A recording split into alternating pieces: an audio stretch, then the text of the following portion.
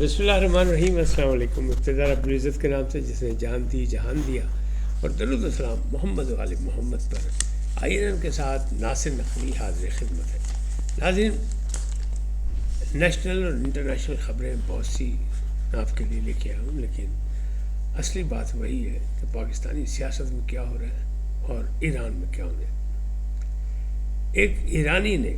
بلکہ ایران کے دعوے دار نے ایران میں سرجیکل اسٹرائک کا مطالبہ کر دیا۔ یہ کون ہے یہ بھی آپ کو بتاتا ہوں، اور پہلے ضمانت پھر مذاکرات۔ اپوزیشن لیڈر اچکزئی کیسے بنے، اس کی تفصیلات بھی آ گئی سامنے کچھ، اور مہنگائی بخار نے ٹرمپ کا غصہ ٹھنڈا کیا۔ ان تمام باتوں کو گفتگو کروں گا، لیکن بڑی دلچسپ صورتحال جو ہے وہ وہی ہے کہ اچکزئی کیسے بنے، کون کون راضی تھا، کون ناراض تھا، یہیں سے بات شروع کرتے ہیں۔ محمود اچکزئی کو اپوزیشن لیڈر نامزد کیا عمران خان نے، اس لیے کہ انہیں اپنے منتخب اراکین پر کسی پر یقین نہیں تھا کہ وہ اس پائے کی سیاست کریں گے جس پائے کی سیاست وہ چاہتے ہیں۔ محمود اچکزئی ایک اچھے پرانے سیاستدان ہیں، آزمودہ ہیں، بے نظیر بھٹو کے ساتھ بھی کام کیا، نواز شریف کے ساتھ بھی کام کیا، ANP کے ساتھ بھی کام کیا، اور اب وہ عمران خان کے ساتھ بھی کام کر رہے ہیں۔ ان کی پارٹی کی صرف ایک سیٹ ہے جس پہ وہ خود کامیاب ہوئے قومی اسمبلی میں، باقی کوئی نہیں، لیکن پوری پارٹی ان کے حوالے کر دی گئی۔ اس پہ بہت لوگ ناراض ہیں PTI کا۔ اب ذرائع کا دعویٰ یہ ہے کہ عمران خان نے ان کو نامزد اس لیے کیا تھا کہ یہ آئین تحفظ پاکستان کے سربراہ بنائے گئے تھے، اور یہ ایک PTI کا یعنی سیکنڈ ونگ بنایا گیا تھا۔ گو اس سے فائدہ اس طرح نہیں اٹھایا جا سکا، لیکن بہرحال ایک طریقہ کار یہ تھا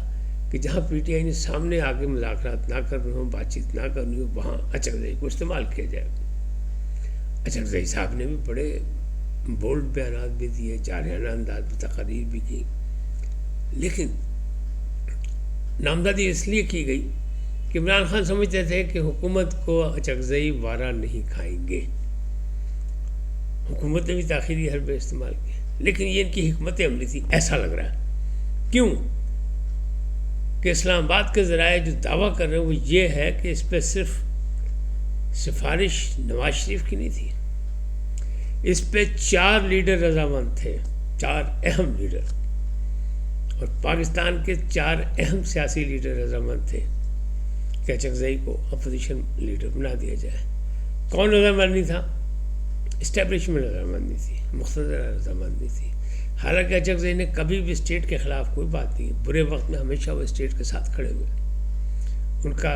ٹریک ریکارڈ بہت اچھا ہے، لیکن اس وقت جو موجودہ صورتحال میں تھے وہ نہیں۔ ابھی چند دن پہلے انہیں جب لاہور آئے تھے تب بھی انہیں کہا تھا کہ پورا پاکستان بند ہوگا 8 فروری کو، اور پہلے عمران کی رہائی پھر کوئی بات ہوگی، یعنی پہلے ضمانت پھر مذاکرات۔ لیکن ہر جانب سے یہ کہا گیا کہ مذاکرات کا مینڈیٹ جو ہے، اجازت جو ہے، وہ اچکزئی صاحب کے پاس ہے اور راجہ ناصر عباس کے ساتھ ہے، یعنی وہ ان کے ہمنوا ہوں گے۔ تو اچکزئی صاحب کی لاٹھی کیسے نکلی؟ اچکزئی صاحب کی سفارش نواز شریف نے ہی کی، ان کے ساتھ بہت عرصے سے ہی رہے، بہت کام کیا ان کے ساتھ، اور بہت اچھے تعلقات ہیں، لیکن کہاں کی؟ انہوں نے صدر پاکستان سے کی کہ وہ ایک بڑی پارٹی کے وہ اتحادی ہے نا حکومت کے، آصف علی زرداری کو بتایا کہ جناب یہ ٹھیک ہے، اسے ہو جانا چاہیے۔ پھر آصف علی زرداری صاحب نے مولانا فضل الرحمان صاحب کو بھی منایا کہ جناب ٹھیک ہے، نکار دو۔ نواز شریف صاحب کو رضامند 3 پارٹیاں ہو گئی، 3 بڑی پارٹی ہو گئی، اور چوتھے وہ خود عمران خان، بڑی پارٹی، 4 پارٹی راضی تھیں، 5ویں جو طاقتور گروپ ہے وہ راضی نہیں تھا۔ پھر ذرائع کا دعویٰ یہ ہے کہ ان کو بھی راضی نواز شریف صاحب نے کیا، اچھا یہی نہیں، اس سے زیادہ بھی آگے بات کہ جو بیک ڈور مذاکرات چل رہے تھے اس میں یہ بات کہیں طے ہوئی ہے کہ ہم تسلیم کر لیتے ہیں ان کو اپوزیشن لیڈر، مان لیتے ہیں، اگر ساری اپوزیشن جماعتیں مانتی ہیں تو ہم بھی مان لیتے ہیں، نوٹیفیکیشن بھی جاری کر دیتے ہیں، لیکن نہ ریاست کے خلاف فلور پہ تقریر ہوگی، نہ عدلیہ کے خلاف ہوگی بات، اور نہ ہی افواج پاکستان کو تنقید کا نشانہ بنایا جائے گا، یعنی آن فلور۔ یہ بات کیسے نکلی کہ آج اسپیکر قومی اسمبلی نے یہ بات کہہ دی کہ کوئی یہ نہ سوچے، نوٹیفیکیشن بھی ہو گیا اور یہ بھی انہوں نے کہہ دیا بغیر نام لیے کہ کوئی یہ نہ سوچے کہ ایوان میں آ کے ریاست کے خلاف، عدلیہ کے خلاف، ججز کے خلاف، افواج پاکستان کے خلاف، افواج کے کمانڈ کے خلاف کوئی بات کرے گا، میں نہیں کرنے دوں گا۔ اس کا مطلب کیا ہے؟ اس کا مطلب یہ ہے کہ اچکزئی کے بولنے سے پہلے ہی یہ پابندیاں لگا دی گئی، اور یہ پابندیاں نہیں ہیں، یہ مشاورت سے طے ہو چکا، کہنے والے یہ بھی کہہ رہے ہیں۔ تو اب اچکزئی کتنی دیر برداشت ہوں گے پی ٹی آئی کو؟ نمبر ایک، ان کی نامزدگی سے پی ٹی آئی تو ویسے ہی مائنس ہو گئی کہ اکثریت پی ٹی آئی کی اپوزیشن میں، اور opposition leader P T I سے باہر، تو پی ٹی آئی تو زیرو ہو گئی، ساری مراحت، ساری چیزیں، سارا پروٹوکول اچکزئی کو مل گیا۔ تو جو اختلافات ہیں ود ان پارٹی، وہ مزید اس کو ہوا ملے گی، لگا سیدھا۔ دوسرا، جب امیدیں پوری نہیں ہوں گی، 8 فروری بھی نزدیک ہے، تو پھر میں نے کل بھی کہا تھا، آج بھی کہہ رہا ہوں کہ اچکزئی کو کی ٹرولنگ کی جائے گی، ان کو نشانہ بنایا جائے گا، اور ان کو پہلے بھی بناتے رہے، بلکہ 2014 میں تو عمران خان ان کی نقلیں اتارتے رہے، ان کو برا بھلا کرتے رہے، ان کے کھلاڑی بھی بہت کچھ کہتے رہے، لیکن رواداری اور برداشت کی قائل ہیں، اور ایک سیزنڈ وہ ہے سیاستدان ہے، تو سیزن سیاستدان ہونے کے ناطے ان میں بردباری ہے۔ اگر پی ٹی آئی نے اور خان نے ان پر اعتبار کیا، ان کو اختیارات دیے، ان پر اعتماد کیا، تو محمود اچکزئی اتنی صلاحیتوں کے مالک ہیں کہ وہ راستہ نکال سکیں پی ٹی آئی کی بہتری کے لیے، پی ٹی آئی کے استحکام کے لیے، اور عمران خان کے لیے کچھ آسانیاں پیدا کر سکیں۔ لیکن اگر 8 فروری یا 8 فروری سے پہلے یا اس کے بعد ٹرولنگ شروع ہو گئی تو پھر بھائی بھول جاؤ،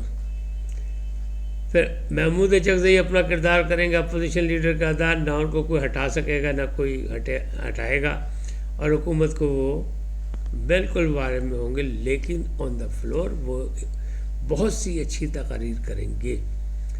کیونکہ وہ ان کو سیاست پر عبور حاصل ہے، وہ سیزنڈ سیاستدان ہیں، وہ آپ کو ملتے رہیں گے، باقی کچھ نہیں ملے گا۔ لیکن چانس یہی ہے کہ اگر سچ مچ جو میں کہہ رہا ہوں یا جو میری اطلاعات ہیں اگر یہ صحیح ہیں، تو پھر پی ٹی آئی نے اپنا چہرہ بچا کے، یعنی فیس سیونگ کے بعد ایک راستہ نکالنے کی کوشش کی ہے۔ اب علیمہ خان کو بھی بیک فٹ کھیلنا پڑے گا، جو کہہ رہی ہیں کہ مذاکرات کی بات کرنے والے غدار ہیں، عمران خان کے وفادار نہیں، تو انہوں نے ہتھوڑا رکھنا پڑے گا، اور ان کو سوچنا پڑے گا کہ سلمان اکرم راجہ نے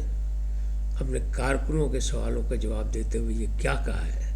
انہوں نے کہا 1000 2000 5000 20000 سے انقلاب نہیں آتا، ایک لمحہ آئے گا جب لاکھوں لوگ نکلیں گے،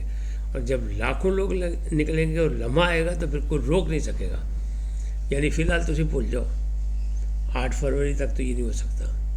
کہ لاکھوں لوگ سڑکوں پہ آ جائیں، جو بظاہر نظر آ رہا ہے، اور کوئی معجزہ ہو جائے تو ٹھیک ہے، لیکن معجزہ کرنے والا وہ جو تھا نا، جو دوا بیچتا تھا شہر میں، وہ دواخانہ بند ہو گیا، فیض عالم، تو وہ تو خود زیر عتاب حکیم فیض صاحب، تو پھر اب کیسے ہوگا؟ تو یہ بہت سے سوالات ایسے کیا ہے۔ تو اب اگلی بات کرتے ہیں کہ ایران کی۔ ایران میں جن کی افواہیں تھیں کہ شہزادہ علی رضا پہلوی کو واپس تاج دلایا جائے گا، ان کو لا کے یہاں رجیم چینج کرائی جائے گی، تو وہ بھی کام ختم ہو گیا، اس لیے کہ انہوں نے ایک بیان دے دیا کہ امریکہ اور اسرائیل کو جو ہے وہاں پہ حملہ کرنا چاہیے، اسٹرائک کرنی چاہیے اور ان کو سبق سکھانا چاہیے۔ لہٰذا وہاں کی جو عوام ہے وہ تو ان کے خلاف ہوگی کہ یہ تو اپنے ہی ملک کے خلاف، اور انہوں نے مطلب ٹارگٹ بھی بتا دیے کہ کہاں کہاں کرنے چاہیے۔ ایسی صورتحال میں ان کی ہوگی مخالفت۔ اب بات کرتے ہیں پھر یہ جنگ رکی کیسے، ٹلی نہیں، رکی کیسے؟ تو رکی ایسے ہی ہے